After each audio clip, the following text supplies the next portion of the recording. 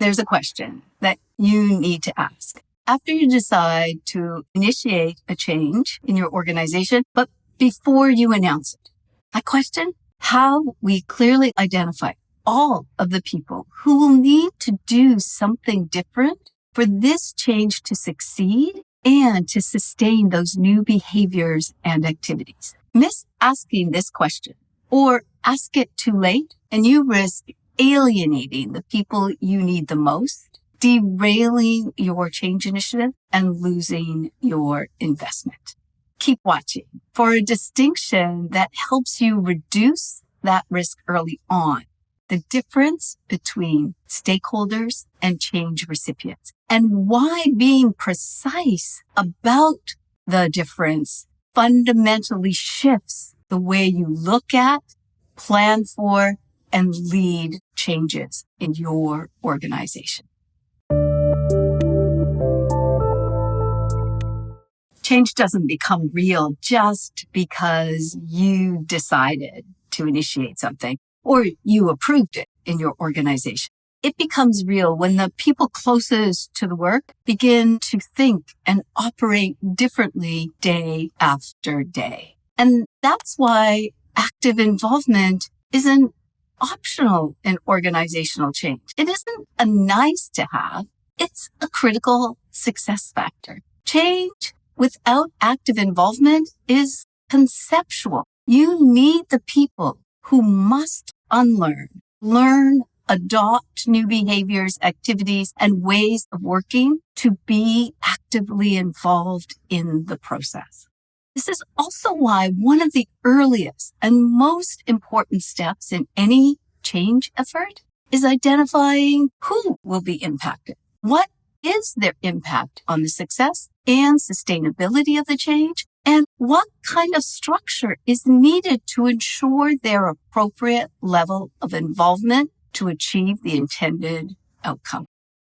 In many change methodologies, this shows up as a stakeholder assessment. You identify key stakeholders inside and outside the organization, assess the impact of the change on them, and gauge the potential for resistance to change or their readiness. In our work, we do something different. We advocate that leaders conduct a change recipient analysis instead of a stakeholder assessment. That's because a stakeholder and a change recipient, they're not the same.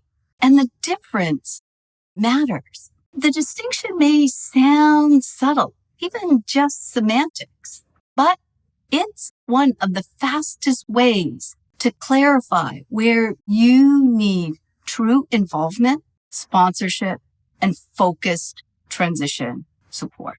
So let's look at the difference. A stakeholder is anyone in your organization or outside who has an interest in your organizational change effort.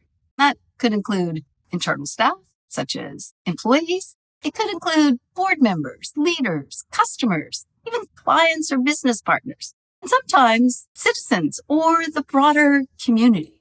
But not all those stakeholders are change recipients. Change recipients are the people inside or outside of your organization who will be expected to think, act, or do something different or in a different way to achieve the intended outcome and get a return on that investment.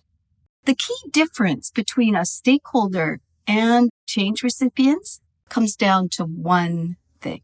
What is being asked of them?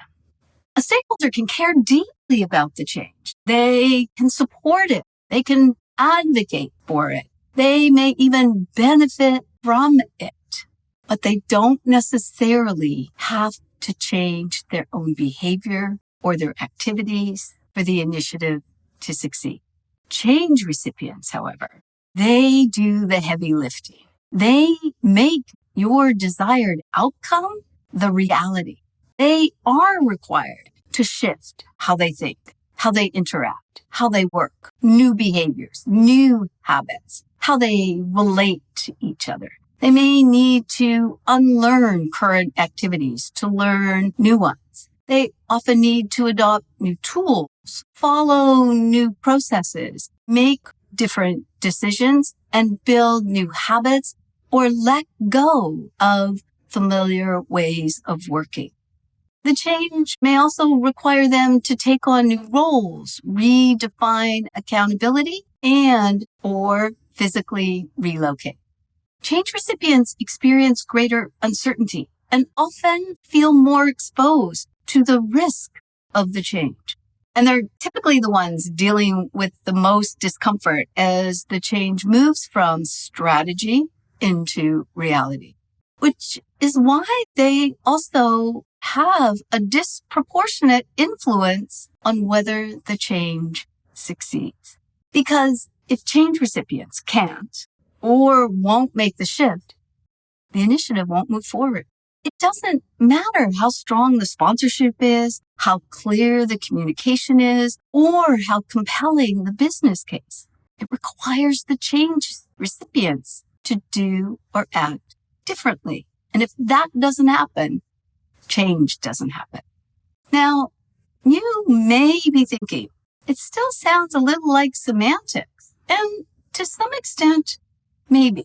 But it's also one of those places where language matters more than you think, because the language we use shapes how we see the work, and it also shapes what we see as their role in the change process.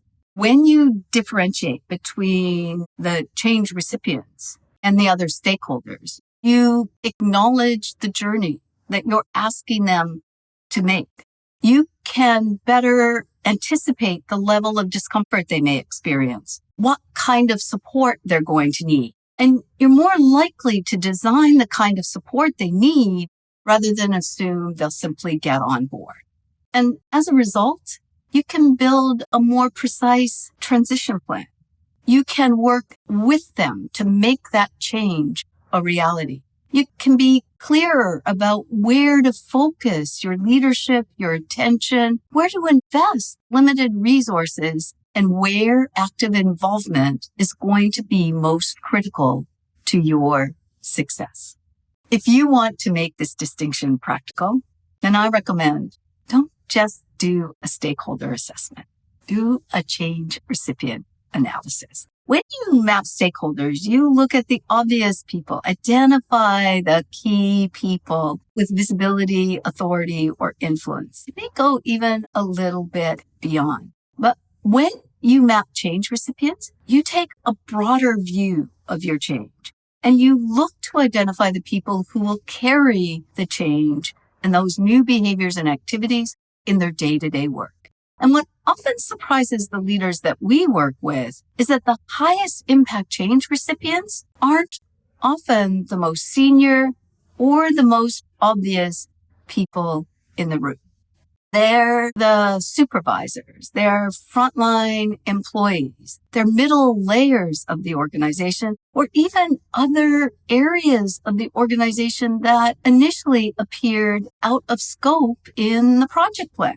It's here and with these people that those new activities are going to become operational and can be sustained. So when you can see clearly, your level of involvement strategy changes, and so does your likelihood of success.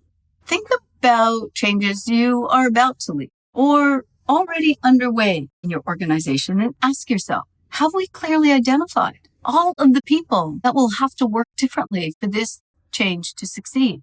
Do we have a structure to allow for their active involvement in making the changes a reality for our organization and ensuring they can be sustained?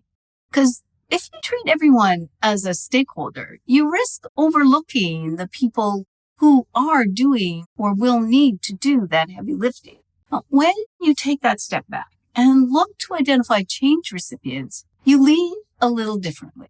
You involve people appropriately and earlier, which creates commitment. You develop a shared plan that people are willing to implement, and you focus your resources where they can have the biggest impact for achieving your intended outcome and building your overall change capability within the organization.